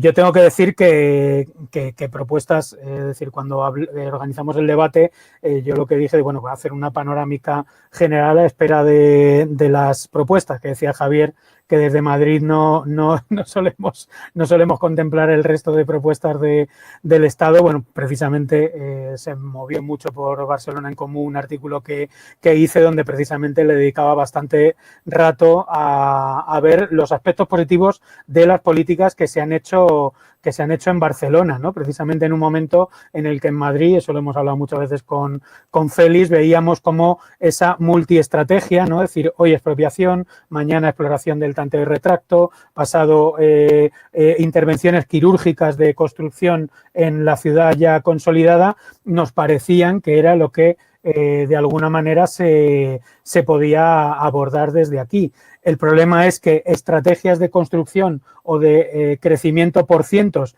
e incluso por miles de viviendas siempre iban muy a la zaga de una realidad social que no era estable. Es decir, que en Madrid, por ejemplo, cuando estuvimos en el ayuntamiento, comenzamos con una lista de espera de 20.000 familias, de las cuales eran 6.000 de gran vulnerabilidad. Se construyeron y se licitaron viviendas por valor de más de 2.500, 3.000, 4.000 viviendas que se fueron consiguiendo de distintas maneras, y al final de la legislatura teníamos más gente en la bolsa de urgencia social. Es decir, que ese es un problema bastante de fondo. Es ese 20-30% de la población que cada vez está en una situación más depauperada, a la que jamás le llegan o raramente le llegan políticas de vivienda pública masiva, y eso es una interrogante. Es decir, eso no es una crítica, es algo que se da en cualquier sitio, personas que no pueden pagar absolutamente nada. En ese sentido, no es que no haya propuestas. Yo mismo formo parte de una cooperativa en cesión de uso, que es Entre Patios, que trabajamos con la Borda y colaboramos. Por ejemplo, cuando estuvimos en el ayuntamiento, se discutió qué hacemos con la cesión de suelo público a este tipo de cooperativas. Se ha discutido, por ejemplo, también en los mecanismos de financiación colectiva como social, como es el COP57, porque este tipo de proyectos, en el que yo participo y soy vecino de cohousing, entramos en una contradicción. Por ejemplo, cuando hay cesión de suelo, nosotros deberíamos dar contrapartidas más allá de el modelo de sostenibilidad, el modelo de cesión de uso, y ese debate hay que abrirlo, porque si no, lo que estamos haciendo, es decir, yo, por ejemplo, eso lo hemos discutido nosotros hasta la saciedad, son modelos que sí benefician a sectores, por ejemplo, de clase media, por ejemplo, en estos modelos de cohousing, pero que no muerden ese problema que hay en el 30% de la población de menor ingresos o de cero ingresos, que tendencialmente es cada vez más creciente. Y por último, decir, cuando yo decía el hacer crecer el parque público de vivienda, evidentemente me refiero a que ese crecimiento tiene que ser desde multitud de herramientas, es decir, todas las que podamos, incluyendo la construcción sostenible, pero también incluyendo, por ejemplo, que los procesos de rehabilitación no sean procesos simplemente de revalorización. Es decir, que lo verde y lo sostenible, por ejemplo, ahora que se ha triplicado el presupuesto de rehabilitación, lleve aparejado la obligatoriedad que todas las viviendas que sean rehabilitadas con dinero público tengan una repercusión en bajadas de las rentas estipuladas, ¿no? O, por ejemplo, la crítica, el debate que se abría con respecto a la ley de regulación de alquileres catalana, el punto central es que tenemos que luchar por índices de regulación que sean índices sociales, que no sean índices de mercado como se establecen ahora. Entonces, de alguna manera, ese matiz es importante, porque necesitamos con urgencia que tanto las políticas públicas cómo la vivienda privada baje sustancialmente el precio. Sustancialmente es que estamos hablando de, para que sean asequibles, de un 50, un 60, un 70% del precio, tal y como estamos ahora. Y una buena parte de las políticas públicas que diseñamos pues no están preparadas para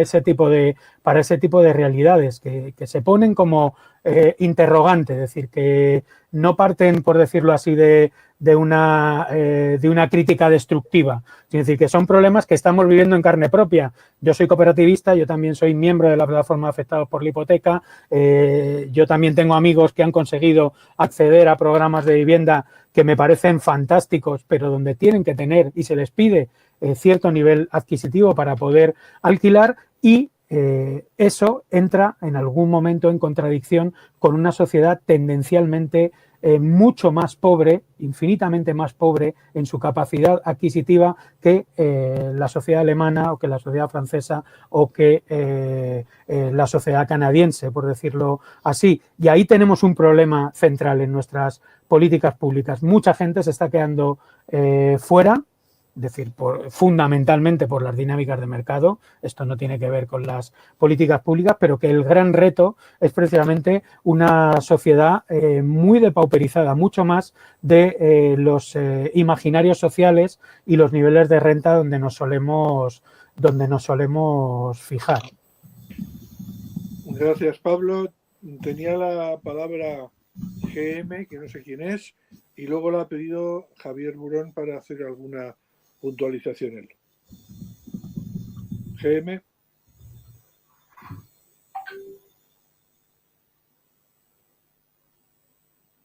GM, ¿intervienes?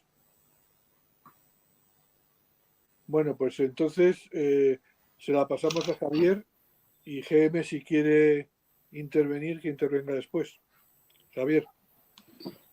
Sí, bueno, entroncando con lo que comentaba Pablo ahora, que es evidente que con el nivel de salarios, de precariedad, de ingresos, bueno, pues enfrentamos un problema que seguramente excede lo que es la política pública de vivienda. Tiene que ver también con políticas sociales o con el diálogo entre las políticas sociales y la de vivienda. Es verdad que la política de vivienda mal hecha hace mucho daño y bien hecha puede hacer muchas cosas. Lo que pasa es que también tiene límites. Es decir, tampoco puedes solucionar todos los problemas de una sociedad solo a través de la política de vivienda, y por eso nosotros siempre hablamos de que tiene que haber una complementariedad con servicios sociales, con empleo, con economía, con energía, con medio ambiente. Bueno, es una política policéntrica. Pero sí que quería llamar la atención sobre una cuestión, y es ¿cómo podríamos desincentivar esta drogadicción que tiene nuestro sistema económico, que es pegarse un chute de ladrillo de vez en cuando? Y además de ladrillo no bien planificado, no bien orientado, no bien ejecutado.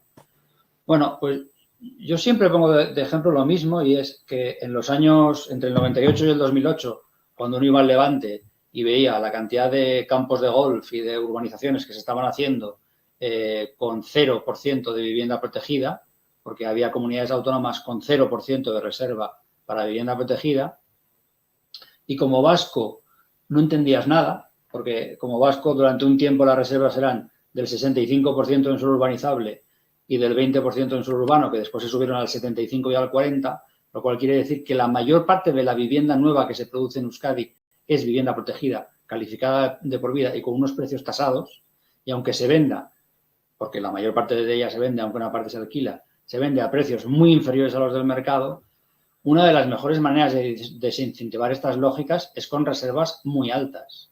O sea, de hecho, en Euskadi, con el 75% en urbanizable y el 40% en urbano, el suelo está prácticamente nacionalizado. Porque lo que se puede hacer en suelo a precio de mercado es muy poco. En urbanizable es el 25% y en urbano, aunque el 40% parezca una reserva muy baja, con todos los costes que tienen las operaciones urbanas de rehabilitación, regeneración y transformación, es una reserva muy exigente. ¿Y por qué digo esto? Pues porque, y también entronco con otra cosa que se ha comentado antes, porque no conozco operaciones de Madrid y no voy a opinar de ellas, pero digamos que hay comunidades autónomas, que no es el caso de Madrid, tienen reservas muy bajas y donde se hacen grandes operaciones urbanísticas, donde casi el 100% de la vivienda es vivienda libre, de la que se va a producir. Con nuestra historia y siendo quienes somos, es evidente que eso será pasto de la especulación. Ahora, con reservas de vivienda protegida muy altas, y con calificaciones indefinidas en el tiempo, tenemos un instrumento para generar un stock importante de vivienda que no se va a regir por reglas de mercado, que va a destensionar el mercado, que va a permitir que determinadas rentas medias accedan a ello, que si hacemos además que una parte de ese stock de vivienda protegida vaya al alquiler, pueda haber más espacio para el alquiler asequible y obviamente para los temas, para el público más vulnerable, pues tendrá que haber una cierta conjunción entre políticas sociales y políticas de vivienda. Y acabo con una puntualización. En el 22@ es imposible que se produzca un proceso especulativo porque la vivienda, que es una parte pequeña del conjunto de aprovechamientos urbanísticos que se autorizan, la vivienda prácticamente toda es vivienda protegida. No es el 100%, pero se le acerca. Y a pesar de que estamos a punto de redensificar la zona, el uso de vivienda va a seguir siendo minoritario porque está destinado a actividades económicas y esa vivienda protegida, toda no, pero prácticamente toda va a estar en manos públicas. Con lo cual, yo no me atrevo a poner nombres a otras operaciones, pero creo que la operación del 22@ norte se podrá comparar con otras operaciones urbanísticas ahora mismo más o menos coetáneas y veremos que no tienen para nada las mismas reglas de juego ni el mismo destino. Y también, insisto, que en el caso de Euskadi, por ejemplo, la entrada del AVE en Bilbao está garantizado que no será un proceso turbo especulativo porque hay que dedicar cantidades masivas de las viviendas que se produzcan, sean 100, 1000 o las que sean. El porcentaje más alto se dedicará a vivienda protegida, calificada de por vida. Y eso marca otras reglas de juego. Y seguramente necesitamos que una ley estatal ponga unos mínimos comunes a las 17 comunidades que sean altos, para desincentivar ese ciclo de capital inversor especulativo que quiere producir vivienda a corto plazo, que la quiere vender, que quiere salir del proceso lo antes posible y que nos quema el territorio y la sociedad cada cierto tiempo.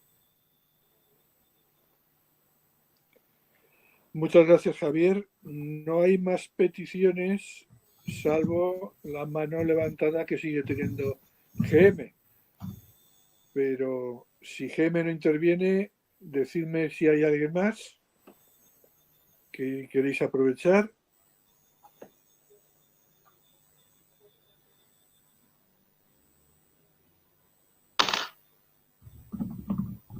No parece que aparezcan nuevas peticiones. En ese caso, salvo que alguien de los ponentes quiera decir algo, si no, daríamos por concluida el debate. Bueno, pues muchas gracias a todos. Creo que ha estado bien, que ha sido muy interesante. Se va, como decía antes, se ha grabado y se va a colgar en la web del Club de Datos Urbanos. También se van a colgar algunos documentos, algunos pequeños artículos escritos por algunos miembros del club o por otra gente que haya publicado y nos interese. Si queréis enviar algo, lo podéis enviar también a la dirección del club y estaremos encantados de seguir trabajando porque los próximos meses esperemos que realmente se debata la ley y que consigamos que haya una ley que nos satisfaga. Muchas gracias a todos.